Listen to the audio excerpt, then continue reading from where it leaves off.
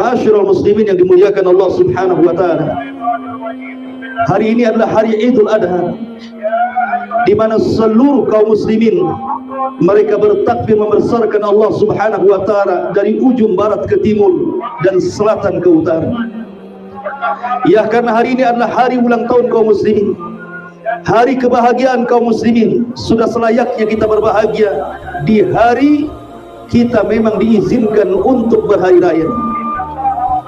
Ketika Nabi SAW hijrah dari Mekah ke Madinah, dilihatnya orang-orang jahiliyah ataupun para sahabat yang masih terkenang dengan era jahiliyah, mereka berulang tahun.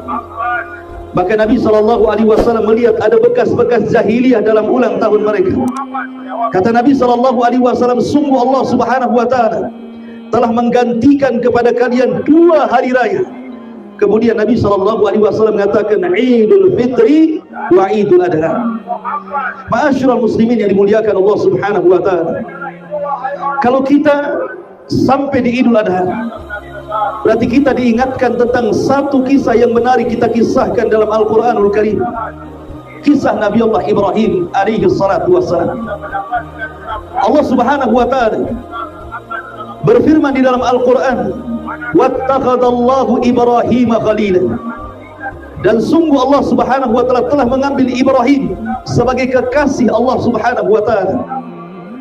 Dan Nabi SAW mengatakan, kalau seandainya aku harus mengambil kekasih, maka aku akan jadikan Abu Bakar sebagai kekasihku, tetapi diriku adalah kekasih Allah sebagaimana Ibrahim adalah kekasih Allah Subhanahu wa taala. Ma'asyiral muslimin yang dimuliakan Allah Subhanahu wa taala, tentu Ibrahim alaihi salatu wassalam ketika mendapatkan gelar kekasih Allah atau disebut dengan Khalilur Rahman, bukan hanya semata-mata gelar yang diberikan kepada Ibrahim alaihi salatu wassalam, tetapi gelar itu diberikan kepada Ibrahim pertama karena Ibrahim alaihi salatu wassalam badannya diserahkan ke dalam api. Kemudian yang kedua, hartanya diserahkan ke dalam tanah. Kemudian yang ketiga, anaknya diserahkan untuk dikurbankan, dan hatinya diserahkan kepada Allah Subhanahu wa taala. Inilah yang menjadikan Ibrahim alaihi salatu wassalam layak digelari Khalilur Rahman. Ma'asyiral muslimin yang dimuliakan Allah Subhanahu wa taala, pertama badannya diserahkan ke dalam api. Ja'ala badanahu linirah. Dia jadikan badannya diserahkan ke dalam api. Ingat ketika Ibrahim alaihi salatu wassalam di permulaan dakwahnya, dia dihadapkan kepada kaum Babil yang penuh dengan kesyirikan. Sebagian mereka menyembah matahari, sebagian mereka menyembah bulan, sebagian mereka menyembah bintang, sebagian mereka menyembah patung, bahkan sebagian mereka ada yang menyembah Namrud, si raja yang dilaknat oleh Allah Subhanahu wa taala. Ma'asyiral muslimin yang dimuliakan Allah Subhanahu wa taala, maka Ibrahim suatu hari pernah menghancurkan patung-patung Namrud. Kemudian Ibrahim pun tertangkap. Maka orang-orang besar di Babil mengatakan, harriku wansuru alihatakum in kuntum fa'ilin. Bakarlah Ibrahim, tolonglah patung-patung kalian jika kalian memang membela berhala-berhala kalian. Maka mulailah mereka mengumpulkan api dan mereka mulai memasukkan Ibrahim ke dalam api. Al-Imam Al-Bukhari meriwayatkan sebuah hadis dari Abdullah ibn Abbas radhiyallahu anhuma, ketika Ibrahim melayang dari tempat pelemparan ke dalam api, datanglah malaikat Jibril. Kemudian Jibril menawarkan pertolongannya, tetapi Ibrahim mengajarkan tawakal yang luar biasa kepada kita dan mengatakan, amma ilaika fala wa amma ilallahi fabala. Adapun aku harus mencari pertolongan kepadamu wahai Jibril, tidak, karena aku hanya meminta pertolongan kepada Allah Subhanahu wa taala. Kemudian Ibrahim mengucapkan, hasbunallah wa ni'mal wakil. Cukuplah Allah Subhanahu wa taala pelindungku. Masuklah Ibrahim ke dalam api itu. Maka Allah Subhanahu wa taala firmankan dalam ayat selanjutnya, qul ya naru kuni bardan wa salaman ala Ibrahim.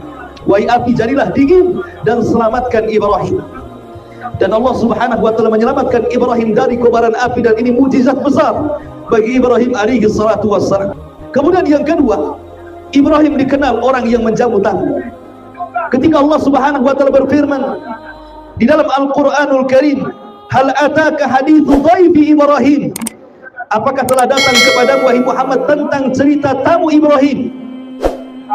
Ma'asyiral muslimin yang dimuliakan Allah Subhanahu wa taala, suatu hari datanglah 3 malaikat yang menjelma manusia, yang hendak dimandatkan 2 tugas oleh Allah Subhanahu wa taala. Pertama, tugas menghabar gembirakan kepada Ibrahim akan kelahiran Ishak, dan yang kedua, tugas untuk menghancurkan kaum Sodom, kaumnya Nabi Lut alaihi salatu wassalam.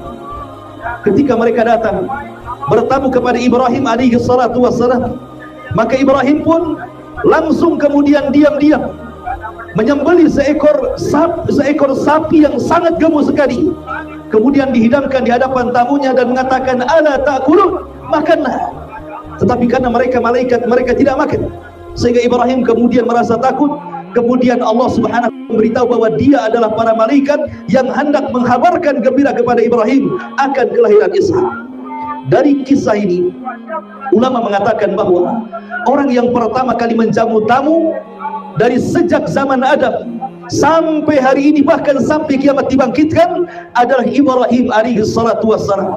Kata Nabi sallallahu alaihi wasallam, kana awal man adhafa dhaifa, dan dialah orang yang pertama kali menjamu tamu.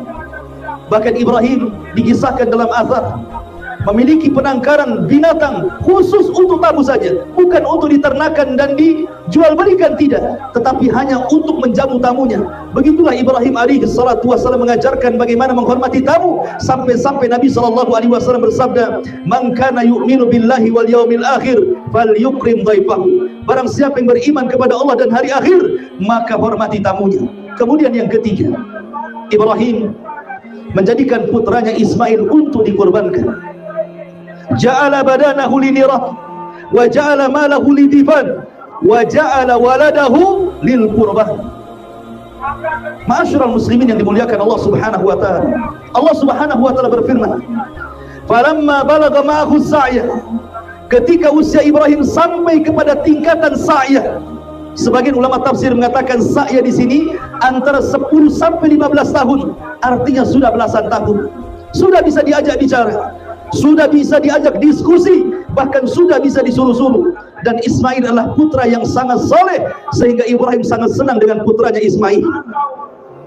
Maka Ibrahim alaihi salatu wassalam pun kemudian pergi dari Palestina menuju Mekah untuk menjenguk putranya yang sudah belasan tahun tidak berjumpa sama sekali.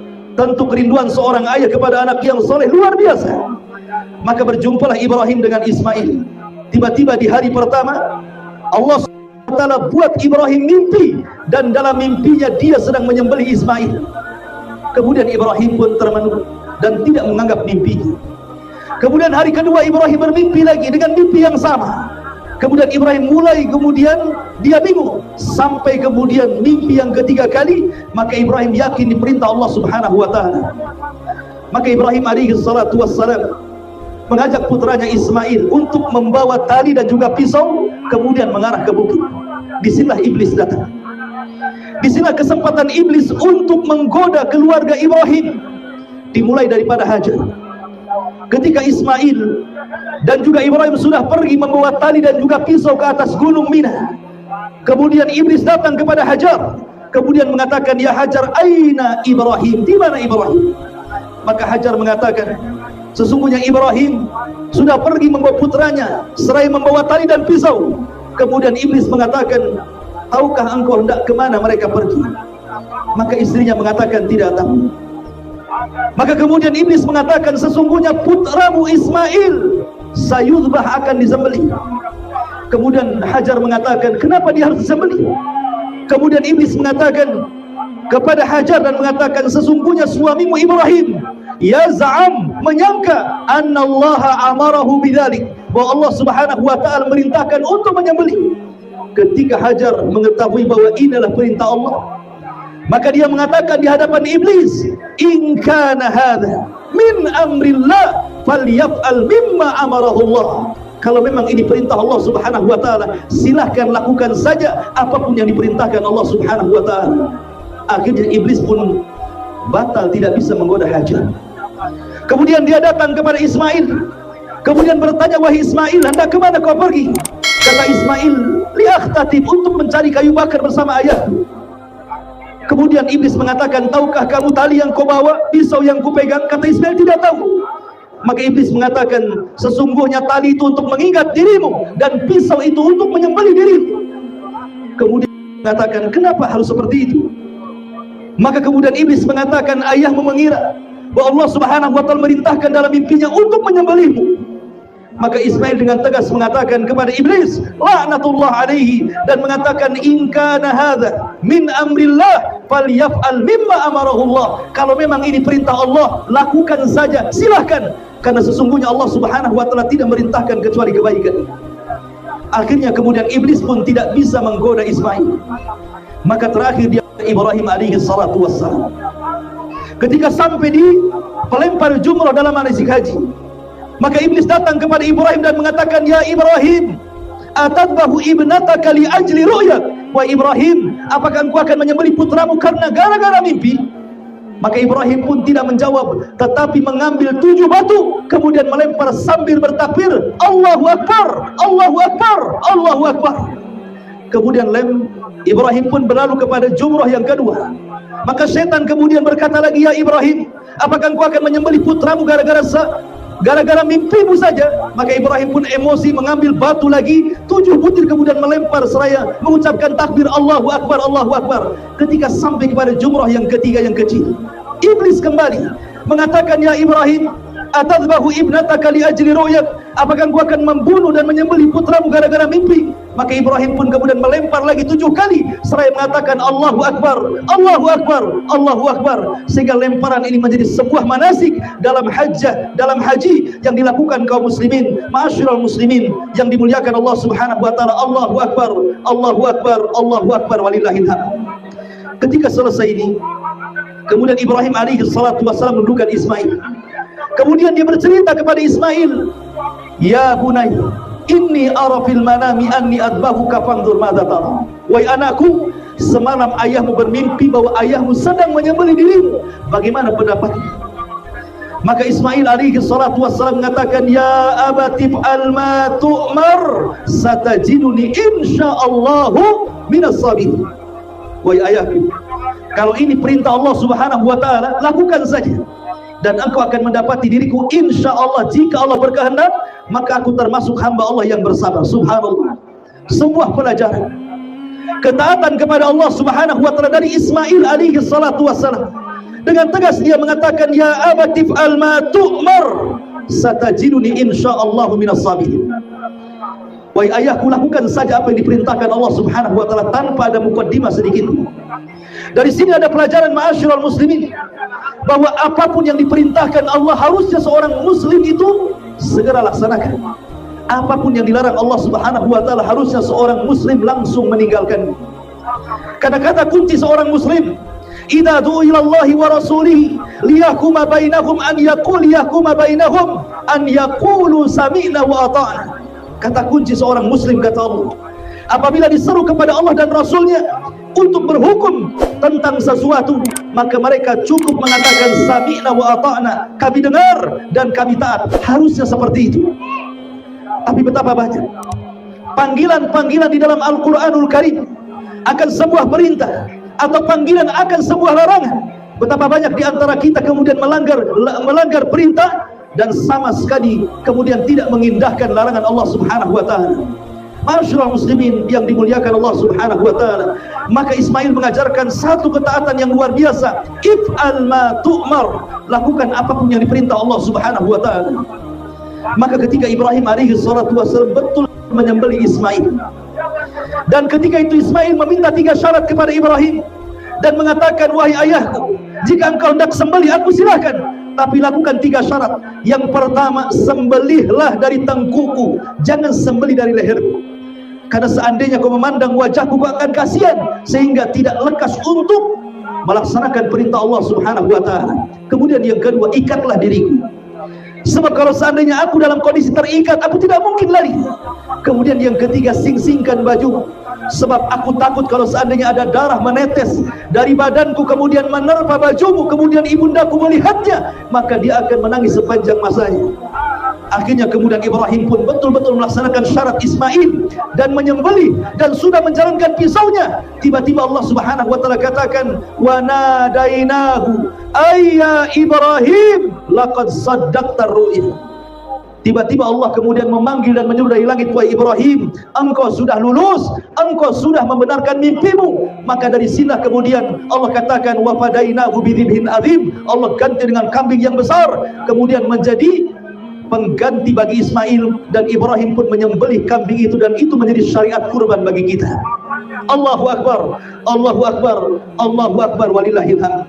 Kemudian juga untuk khutbah yang kedua bagi para akhwat, bagi para ummahat, Nabi SAW bersabda, "Idza shallatil mar'atu khamsaha wa shamat syahraha wa ata'at ba'laha wa hafizat farjaha qila laha udkhulil jannah min ayyi abwabis thamaniyati syi'ti."